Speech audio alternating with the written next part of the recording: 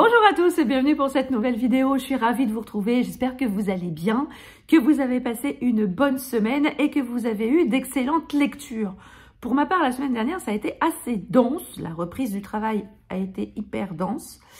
Et au niveau lecture, j'ai lu 2 romans et un livre guide pratique, développement personnel. Parce que j'aimerais bien, en 2023, vous présenter un peu plus ce genre de roman. Parce que c'est voilà, c'est quelque chose que j'aime bien, les romans qui traitent de santé, de bien-être, de sport, pour améliorer sa santé. Donc j'espère pouvoir vous présenter d'autres livres de cette catégorie sur la chaîne prochainement en 2023. Et donc je vais commencer dans cette vidéo à vous présenter ce type de livre. Alors on va faire roman, guide pratique, roman. J'ai écouté en audio, mais je l'avais aussi en numérique, Le Bureau des affaires occultes d'Éric Foissier, publié aux éditions Albin Michel. Ça faisait très longtemps que je voulais me pencher sur ce roman dont j'avais entendu beaucoup de bien. Et ben voilà, je suis tombée dessus en audio, je me suis dit c'est le moment, vas-y, fonce. Donc j'ai foncé. Donc on fait ici la connaissance de Valentin Verne, qui est un jeune inspecteur à la brigade des mœurs. Il est fringant, il est pimpant, il est féru de médecine, de chimie, de pharmacologie. Bref, il est épris de science. Bon, voilà, ça arrive, hein. Il y a des gens qui sont épris de science, c'est pas grave. Et donc, il est inspecteur à la brigade des mœurs, il suit bon, voilà, ses affaires peu ou prou. Et un jour, son patron lui annonce qu'il est muté à la brigade des sûretés, qui a été créée par le célèbre Vidocq. Et on lui demande d'enquêter sur une série de morts inexpliquées, enfin, pas inexpliqué, mais qui semble, pour le coup, un peu bizarre. Ce sont des personnes, contre toute attente, qui se portaient plutôt bien et qui, du jour au lendemain, se sont donné la mort. Évidemment, les familles ne comprennent rien. Les familles sont complètement désemparées. Ils ne savent pas pourquoi leurs proches ont décidé de passer à l'acte. Et donc, du coup, Valentin va pousser les investigations pour essayer de comprendre ce qui s'est passé. Parallèlement à ça, Valentin, il a une marotte. C'est-à-dire que il cherche, il est sur les traces d'un homme qu'on appelle le vicaire. Un homme pas spécialement très fréquentable. C'est un homme qui, a priori, enlève des enfants et Valentin essaye par tous les moyens de retrouver sa trace. Il veut être celui qui va l'arrêter, il veut être celui qui va mettre un coup d'arrêt à sa progression. Et donc voilà, on suit ces deux enquêtes en parallèle. On revient dans le passé avec le vicaire et on est au présent avec l'enquête présente de Valentin. Il va s'adjoindre l'amitié d'une jeune femme qui va l'aider dans son enquête. J'ai beaucoup aimé la façon dont Éric Foissier a retranscrit le Paris de l'époque. On est vraiment immergé dans le Paris de l'époque, dans le Paris de Vidocq. J'ai trouvé ça très chouette. Et j'ai beaucoup aimé ma lecture audio. Je me suis vraiment laissée porter par la voix du narrateur. Et alors, la révélation, il y a eu un coup de théâtre à la fin. J'ai rien vu arriver. D'abord, j'étais concentrée sur ce que je faisais. Puis d'un seul coup, j'ai relevé la tête. J'ai fait « Oh non !» Heureusement, j'étais toute seule à ce moment-là. Parce que sinon, je pense qu'on m'aurait demandé si j'étais pas un peu timbrée. Mais là, franchement, c'était hyper bien trouvé de la part de l'auteur. C'était génial. J'ai absolument rien vu arriver. C'était... Ah, j'aime bien, moi, les coups de théâtre comme ça qui pètent à la gueule. C'est génial. Et j'ai beaucoup aimé le personnage de Valentin. J'ai évidemment très envie d'aller vers le tome 2. qui s'intitule Le fantôme du vicaire, je crois. Donc là, je pense qu'on va vraiment s'attacher à la poursuite de ce fameux vicaire, de comprendre qui il est et peut-être d'aller un peu plus loin dans sa traque. Mais en tout cas, c'est un premier tome de série avec un personnage récurrent.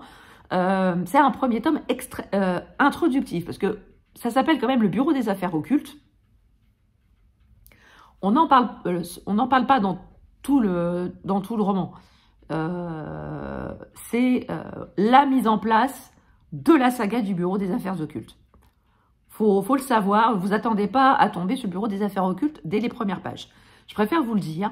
Après, je vous dis rien d'autre. Je vous laisse découvrir le personnage de Valentin Verne, l'écriture d'Éric Foissier. Et moi, j'aime beaucoup, c'est la couverture assez intrigante de ce roman. Parce que moi, dès que j'ai vu ça, j'ai toujours pensé que c'était le vicaire. Et effectivement, de la façon dont il est décrit dans le roman, ça peut laisser présager ce personnage un petit peu énigmatique. Voilà, en tout cas, moi j'ai passé un excellent moment, que ce soit en audio, mais je pense qu'à l'écrit, ça passe tout aussi bien. Je vous laisse le choix de vous précipiter sur le Bureau des Affaires Occultes, que ce soit en écrit ou en audio. Alors, ensuite, je vais boire une petite gorgée de thé. Hein, on ne va pas perdre les bonnes habitudes en 2023. Le petit thé dans la tasse Gros Minet, hein, qui est devenu un personnage incontournable des vidéos de cette chaîne, bien évidemment. Hein, aucune vidéo ne pourrait être ce qu'elle est sans la tasse Gros Minet. Voilà, blague à part. Alors, je vais maintenant vous parler du livre guide pratique que j'ai lu la semaine dernière. Je suis tombée... Alors, je vais faire une petite parenthèse pour vous expliquer comment j'en suis venue à lire ce livre. Depuis, ça doit faire maintenant 6 mois que j'ai découvert la chronique de Philippe Cavrivière sur RTL à 7h55, 54, 53, ça dépend s'ils sont à la bourre ou pas. Et elle est disponible, cette chronique, en replay sur la chaîne YouTube de RTL. Et donc voilà, c'est mon petit plaisir coupable de la journée. J'aime bien regarder la chronique de Philippe Cavrivière. J'adore son humour, il me fait mourir de rire. Et c'est aussi un homme qui a énormément de cœur, car il suit une association qui vient en aide aux parents et aux enfants atteints de cancer pédiatrique. C'est l'association Sauver Léo, je crois. Si j'y pense, je vous mettrai le lien en barre d'infos, si ça vous intéresse. Mais voilà, moi, c'est mon petit plaisir coupable du jour. J'adore suivre la chronique de Philippe Cavrivière. Et la semaine dernière, donc, en tout début de semaine, je crois que c'était le 2 ou le 3 janvier, la station de radio, Yves Calvi, recevait Jessie Inchauspé pour son livre « Faites votre glucose révolution ». Et elle est restée pendant la chronique de Philippe Cavrivière. J'ai trouvé que c'était une femme qui avait beaucoup d'humour, très fraîche, très pimpante et tout. Et je me suis aussi fait le replay de l'interview d'Amandine Bigot qu'elle a faite avec Jessie Inchauspé, justement pour parler de son livre. Et je me suis dit, voilà, et ce que j'ai entendu dans cette interview, ça m'a interpellée, ça m'a intéressée. Et donc, je me suis procuré le roman de Jessie Inchauspé en e-book que je ne peux pas vous présenter là. Parce que je l'ai regardé, je l'ai lu sur PC et non pas sur ma liseuse. Voilà, pour tout vous dire. Bref. Et donc, je me suis donc penchée sur ce livre qui a été édité chez Robert Laffont, de mémoire. Et alors, Jessie Inchauspé, c'est une biochimiste de formation. Donc, voilà, c'est pas non plus... une influenceuse qui vit à Dubaï, hein, elle n'est pas sortie de nulle part, cette fille-là. Et elle explique, au début de son livre, qu'elle a vécu quelque chose de très fort et de très impactant sur physiquement et mentalement, et qu'elle a eu énormément de mal à se remettre de cet événement et qu'elle était extrêmement fatiguée, qu'elle avait des sautes d'humeur. Et elle en est venue à s'intéresser au glucose. Je ne me rappelle plus comment d'ailleurs. Je vous laisserai aller lire son roman.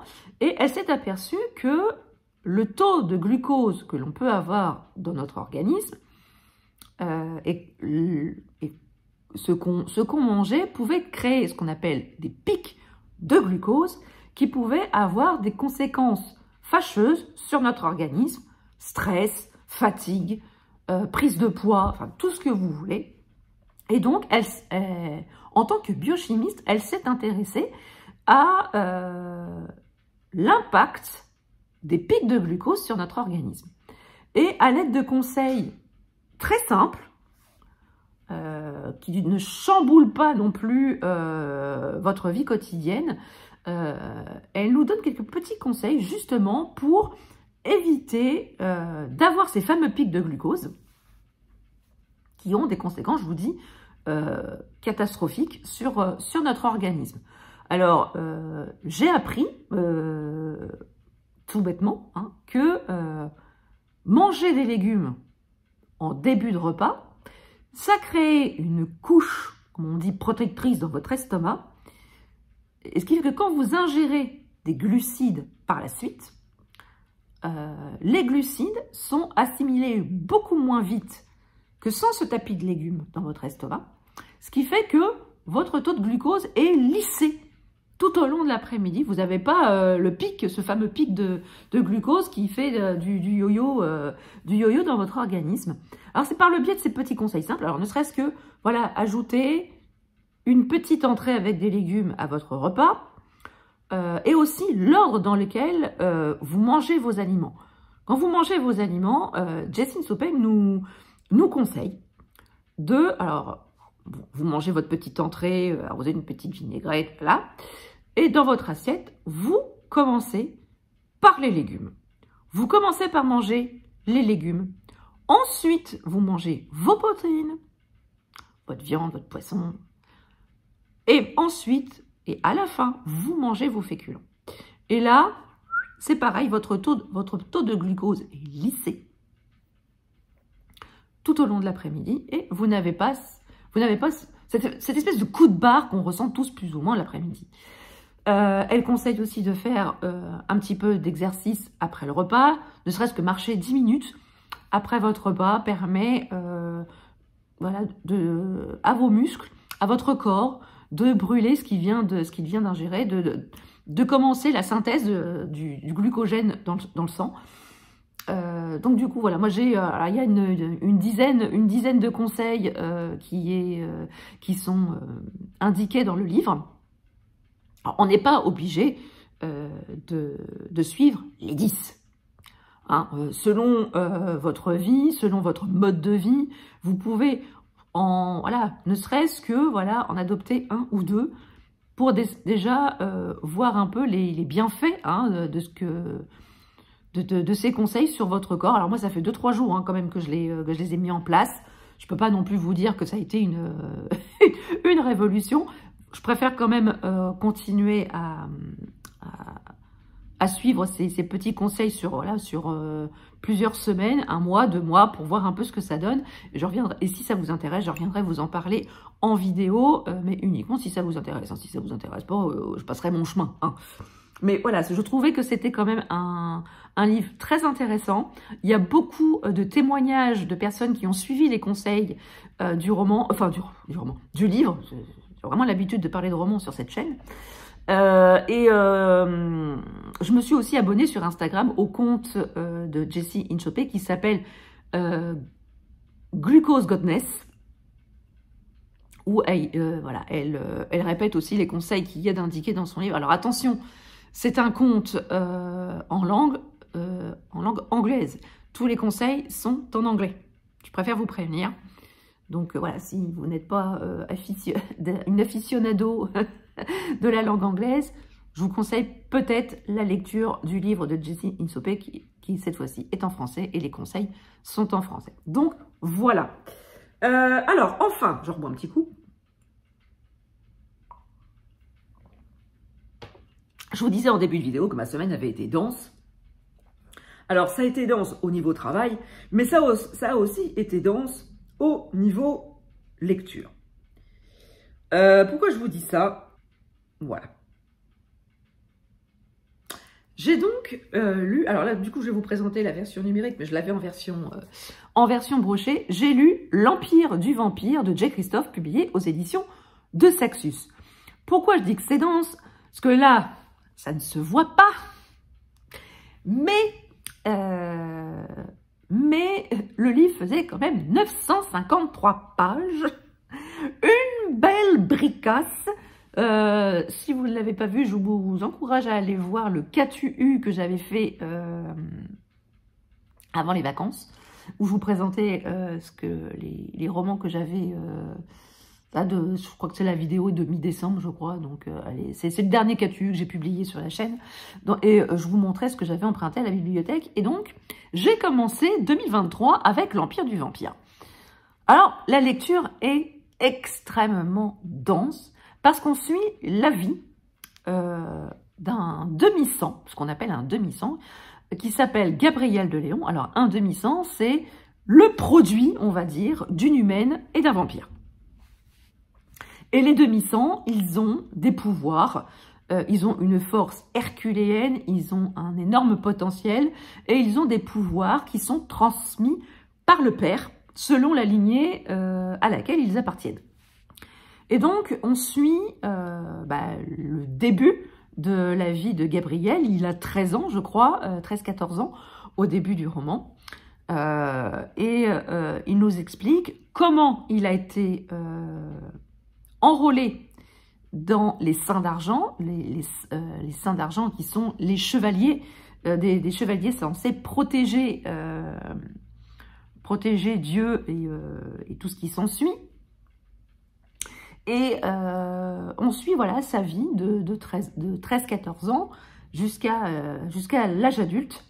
Et on peut dire qu'il lui en est arrivé de belles. Hein. Il a eu une vie extrêmement riche. Alors, il nous explique sa vie d'avant, d'avoir été enrôlé par les Saints d'Argent, toute l'éducation qu'il a reçue, tout l'entraînement qu'il a subi au monastère de Saint Mission. Alors, moi, à chaque fois que je lisais Saint Mission, je pensais à la mission de Walking Dead. Hein. Clairement. C'est la seule référence que j'ai en termes de missionnerie. Donc, voilà, à chaque fois qu'on parlait de Saint Mission, je voyais Mission de Walking Dead. Mais au-delà de ça, c'est quand même une vie très très dense. Alors, il y a des longueurs hein, quand même, hein, en 953 pages. Je peux vous dire qu'il y a quand même certaines longueurs. J'ai passé toute la semaine dessus. Alors, non pas que la lecture m'ennuyait, mais c'était tellement dense que je me disais, bon, allez, je lis 1 heure. Et puis tu te dis, oh bah merde, j'ai lu 40 pages. Encore 800. Merde. J'y arriverai jamais. Jay Kristoff va m'enterrer dès la première semaine de 2023. Et le week-end dernier, je me suis mis un coup de pied aux fesses et je me suis dit, tu lis les 300 dernières pages pour pouvoir justement en parler lors de ton prochain qu'as-tu lu, hein, quand même. Et alors, j'ai quand même bien aimé cette histoire, même si je l'ai trouvée très dense et très longue. On a quand même une mythologie assez riche. Voilà, Jay Kristoff a choisi d'aborder le terme des vampires avec une mythologie et ce qu'on appelle le world building. J'aime pas trop cette expression parce que en français ça veut rien dire, mais bon, vous avez compris l'idée. Il a construit tout son univers autour du principe que les demi-sangs, le produit des humains et des vampires sont censés ont un espèce de pouvoir religieux, chose que pour ma part j'avais encore jamais vu en termes de littérature vampirique. Moi, ma référence en termes de vampires, c'était les Stal Vampires, hein, de chez Anne Rice, hein, le classique vampire de la littérature vampirique. Voilà, c'était ma seule référence. Là, avec Gabriel de Léon, on a quand même il est updaté hein, quand même. il a changé le vampire. Hein. C'est pas, en même temps, c'est pas non plus un vampire à 100%, sans mauvais jeu de mots. Mais il a du potentiel. On apprend beaucoup de choses sur sa vie, sur les amitiés qu'il va créer, sur ses histoires d'amour aussi.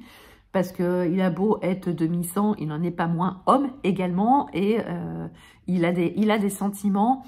J'ai beaucoup aimé. Alors, les récits de bataille sont absolument grandioses. On a vraiment l'impression d'y être. C'est violent hein, quand même. Hein, si vous n'aimez pas le sang, les trucs qui giclent, les têtes qui volent, passez votre chemin parce que c'est quand même assez sanglant. C'est très très très visuel. Donc si vous êtes un petit peu gêné par rapport à ça, attention. Il y a voilà de la représentation LGBT.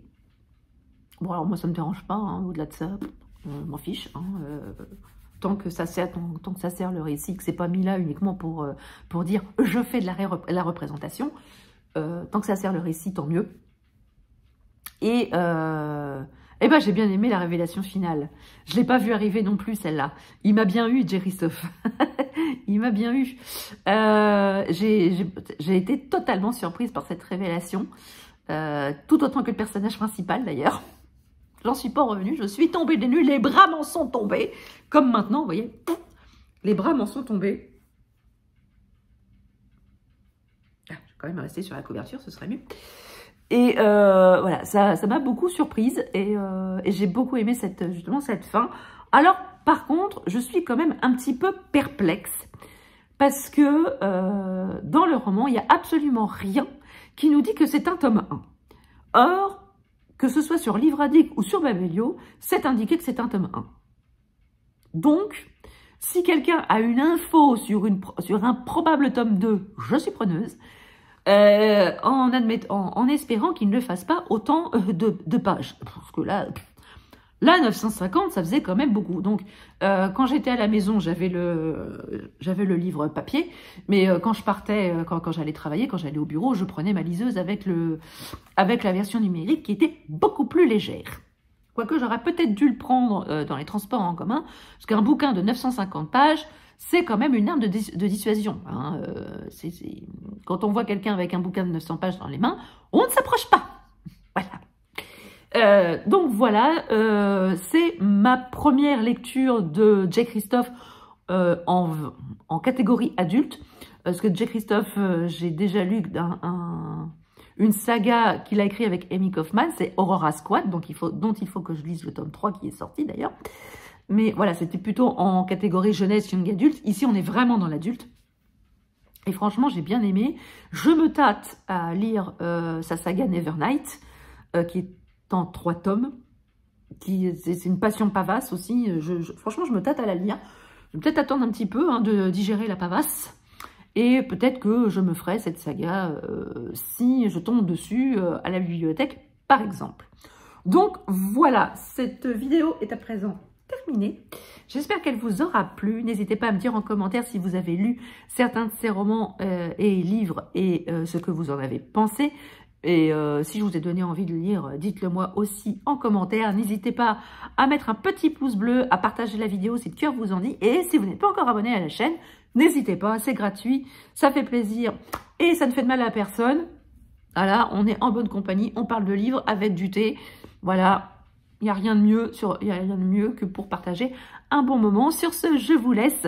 Je vous souhaite une très très belle semaine, de très très belles lectures et je vous dis à très bientôt pour une prochaine vidéo. Ciao!